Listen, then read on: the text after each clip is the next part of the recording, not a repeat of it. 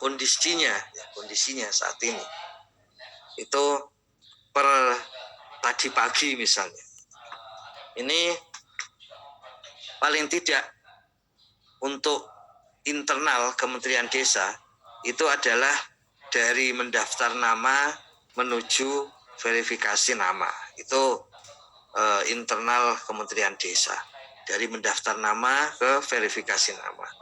Kemudian dari mendaftar badan hukum ke verifikasi dokumen, itu juga lebih banyak berkaitan dengan internal Kementerian Desa. Tapi ketika mengajak BUMDes untuk mendaftar nama, kemudian ketika nama sudah terverifikasi, kemudian menyiapkan berbagai dokumen, musdes khusus untuk BUMDes, kemudian hasilnya dokumen, perdes dan sebagainya, itu jelas itu perlu pendampingan di lapangan. Jadi ini sisi pendampingan yang perlu dilakukan dengan benar dan dengan detail, itu ketika misalnya dalam konteks ini adalah menuju mendaftar nama dan menuju mendaftar badan hukum. Dan tidak hanya itu, nanti begitu sudah dalam posisi sudah berbadan hukum, maka perlu pendampingan bahwa setiap bulan itu melaporkan kondisi BUMDes. Kenapa perlu setiap bulan melaporkan kondisi BUMDes? Karena alur bulanan itu akan lebih mudah untuk menunjukkan BUMDesnya aktif atau tidak. Kalau dia aktif, sedang dalam posisi naik, entah itu omset, entah itu tenaga kerja, entah itu keuntungan, atau dalam posisi turun. Dan informasi naik dan turun itulah yang kemudian digunakan oleh berbagai pihak lain ketika akan bekerja sama dengan BUMDes.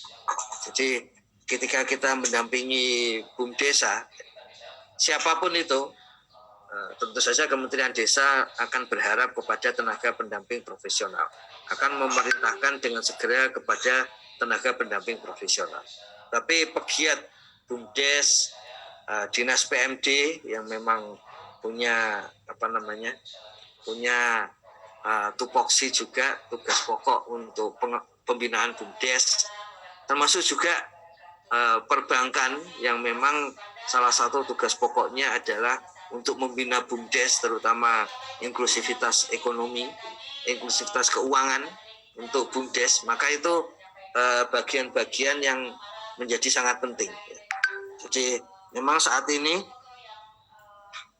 fokus BUMDes sepertinya sudah semakin jelas sebetulnya bahwa ini bagian yang memang bisa menjadi peluang bagi masyarakat desa maupun pemerintah desa untuk mengembangkan ekonomi maupun meningkatkan PADes di desa. Jadi ini dua hal yang memang perlu dilihat bersama-sama. Tidak hanya fokus ke PADes, tapi juga fokus untuk pengembangan ekonomi desa. Ini satu tantangan yang sebetulnya menarik gitu, dan memang seperti biasa banyak BUMDes yang sudah membuktikan berhasil, dan sebaliknya banyak BUMDes yang membuktikan tidak berhasil juga. Kalau menurut data IDM misalnya, dari 57.000 sekian, hampir 58.000 sekarang, itu BUMDes itu yang non-aktif menurut perangkat desa, karena ini memang datanya dari perangkat desa, itu sampai 8.000. Artinya masih ada hampir 50.000 BUMDes yang aktif. Itu gerakan yang sangat pesat untuk saat ini.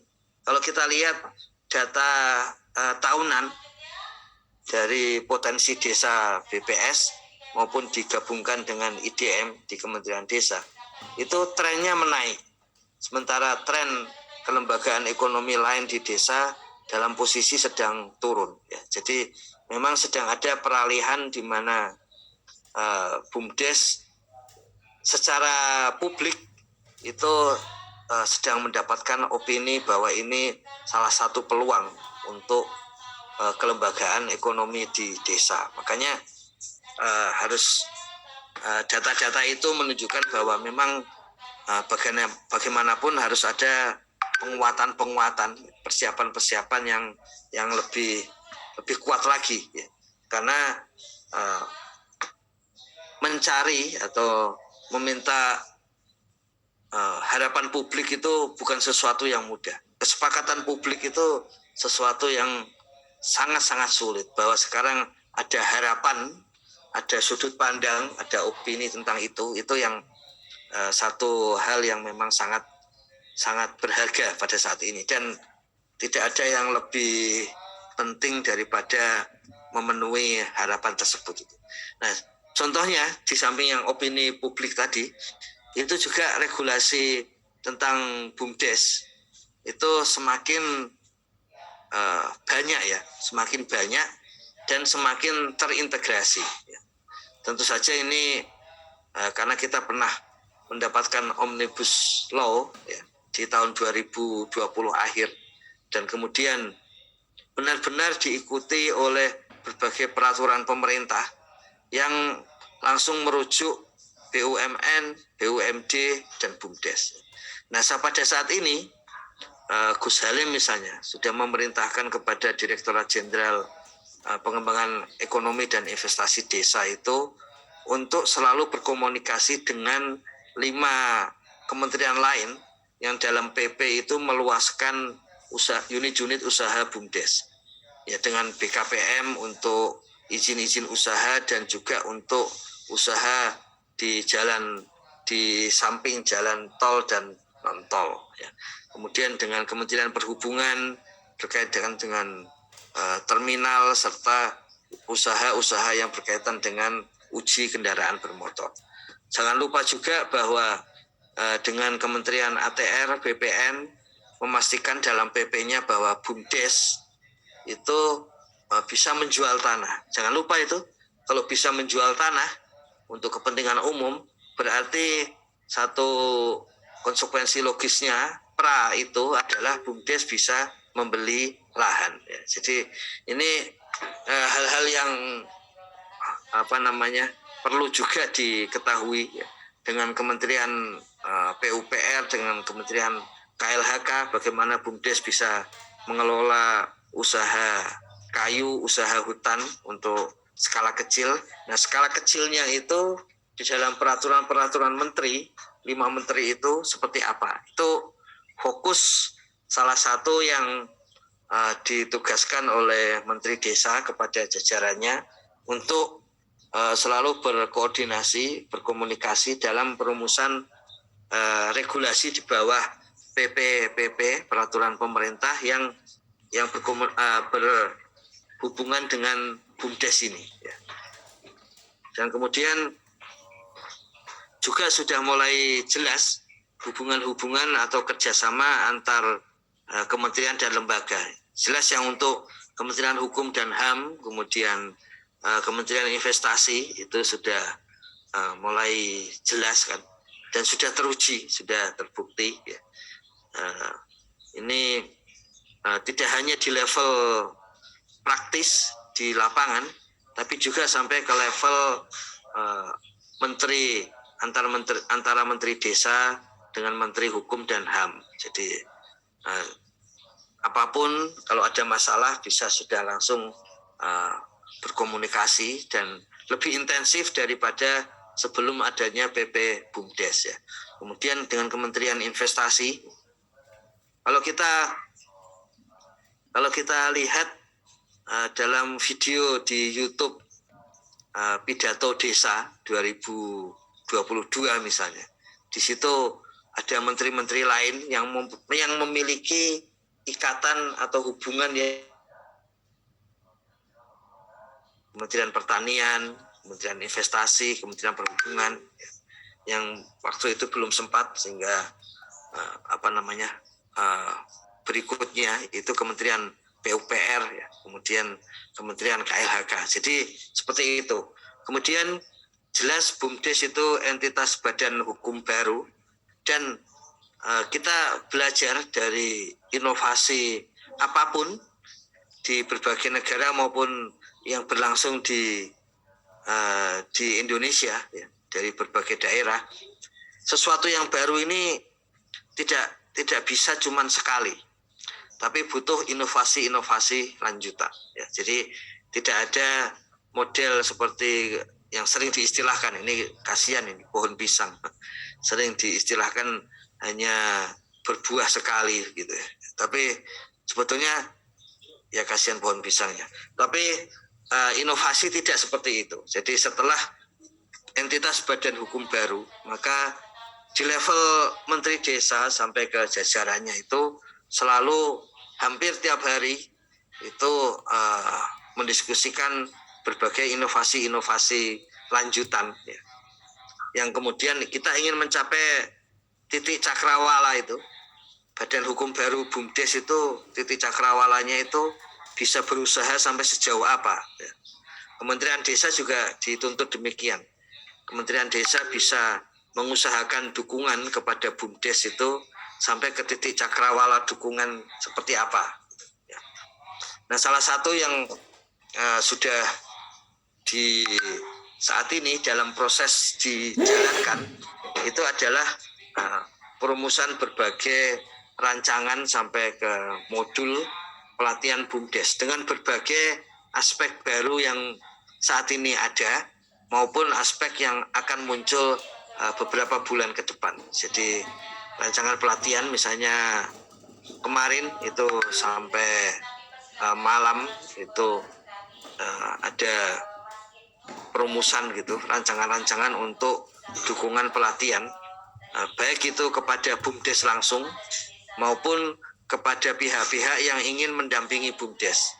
Tentu saja Kementerian Desa fokus kepada tenaga pendamping profesional, tapi ada pegiat desa, ada yang lain lagi, akademisi yang memang punya fokus untuk pendampingan BUMDes dan sebagainya. Jadi dua jenis pelatihan untuk mendampingi BUMDes, dan itu pendamping dalam arti umum ya, maupun untuk BUMDesnya sendiri, ya.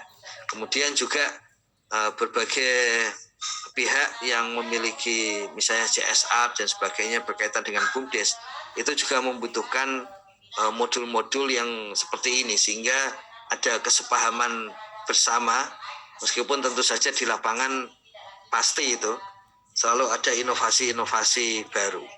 Kemudian dukungan yang langsung dan strategis yang bisa dilakukan kepada para BUMDes. Contoh yang paling baru yang kemarin kita diskusikan adalah mengenai desa wisata Nusantara. Itu bagian dari dukungan integrasi dan dukungan untuk benar-benar, ya. Jadi tidak main puluhan, ya, atau ratusan BUMDes, tapi mainnya adalah seluruh BUMDes. Jadi tidak lagi yang disampaikan oleh Gus Halim dalam beberapa rapat kerja, ya, di kementerian yang bisa dilihat di YouTube itu, jangan lagi melaporkan misalnya jumlahnya ada 12 kawasan, ya, misalnya seperti itu. Ada misalnya 10 BUMDes bersama, atau ada sekian BUMDes sudah dinaikkan, ada targetnya adalah 100 BUMDes masuk ke dalam perdagangan online. Enggak seperti itu. Karena jumlah BUMDesnya saja 57.000 lebih yang aktif, paling tidak menurut pengakuan dari perangkat desa itu hampir 50.000, 49.000 sekian, ya. Itu artinya mau tidak mau ya mainnya harus dibatas seperti itu. Bahkan pendampingan kalau ada wilayah desa yang memang punya potensi dan warganya juga ada yang punya potensi untuk menjadi pengusaha sosial melalui BUMDes, ya berarti ada potensi untuk pendirian BUMDes yang saat ini baru di angka 57.000 desa itu. Berarti kalau dibandingkan dengan 75.000 desa, 74.960, kalau menurut yang mendapatkan dana desa dari lampiran PMK 190 2021, ya, jadi 74.960, katakanlah hampir 75.000, saat ini hampir 58.000, ya, itu berarti masih ada paling tidak ya sekitar 17 ribuan desa-desa yang berpeluang untuk mendirikan BUMDes. Meskipun tetap harus hati-hati bahwa pendirian itu tidak harus, ya, tapi itu adalah sesuai kebutuhan desa. Bagaimana cara melihatnya? Cara melihatnya membuat visibility study. Bagaimana cara membuat visibility study? Nah, coba tanya kepada pendamping, ya, atau cari di Kementerian Desa. Seperti pernah kita sampaikan, contoh-contoh BUMDes yang bagus itu ada di web kemendesa.go.id, yang di situ ada e-book, ya, tentang contoh-contoh BUMDes yang berhasil. Dilihat saja, itu cara penulisannya sudah sesuai dengan kritik-kritik terhadap keberhasilan terakhir. Jadi tidak langsung melihat keberhasilan, tapi bagaimana harus tertatih-tatih di awal, dan apa yang pelajaran yang diambil oleh BUMDes dari masa yang sulit itu, sehingga kemudian bisa membalik usahanya. Itu ada di sana.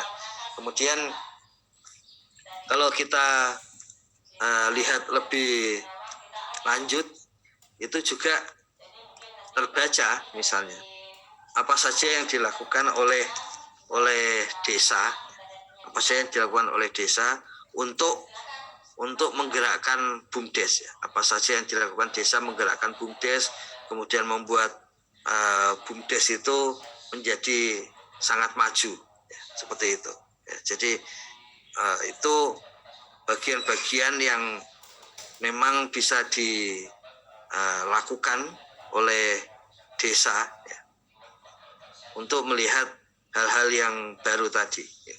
Jadi banyak yang sudah menunjukkan hal seperti itu. Kementerian Desa juga sama, oleh Gus Halim diminta untuk segera untuk mempercepat berbagai dokumentasi sampai ke penyebaran BUMDes yang berhasil, karena memang ini peluang yang sangat besar bagi desa untuk mengembangkan ekonominya.